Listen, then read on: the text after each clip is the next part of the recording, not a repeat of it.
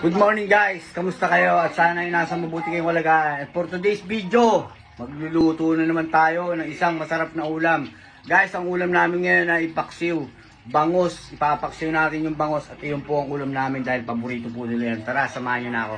Kaya na guys, ayan yung paksiw natin guys. Tinimpla ko na siya bago ko isalang. I-share ko lang sa inyo kung ano yung mga nilagay ko. Meron siyang talong, sili, sibuyas, bawang, saka luya. Saka tinimplahan ko na rin siya guys. Medyo pakukuluin na natin siya at palutuin natin ng konti para masarap.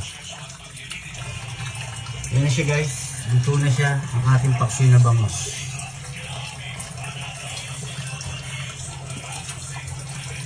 Pinatuyuan natin siya guys para masarap. Ayan. Konti lang sabaw. Kaya sana guys, nag-enjoy kayo sa ating team videos. At maraming salamat sa panonood. See you next video guys. Bye!